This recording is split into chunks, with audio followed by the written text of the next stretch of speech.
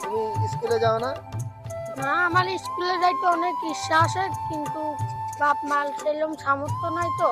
তার লিগে আমার ছোট বন্ধু দ্বারে মাদ্রাসায় ভর্তি করে দিছে, আর আমাদের কিছু নাই তো, তার লিগে এখানে আমরা আসি।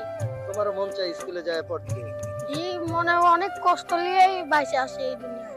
আল্লাহ, আল্লাহ, তাহলে তুমি কি করো সারাদিন?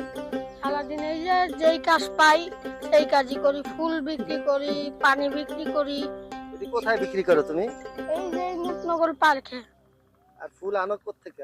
আনি, সাবার, গেন্দা, উলাল। এগুলা এনে কাদের কাছে বিক্রি করো?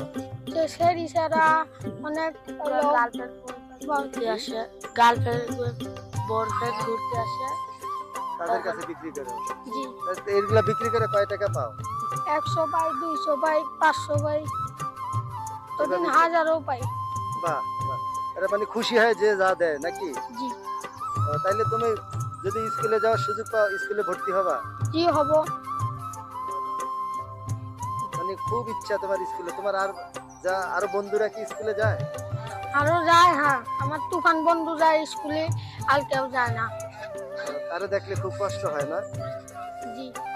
প্রতিদিন সে স্কুলে যায়, তোমার ওইরকম তার মতো স্কুলে যাইতে মন চায়। জি। দর্শক কি বলবো, কোনো ভাষা পাচ্ছি না।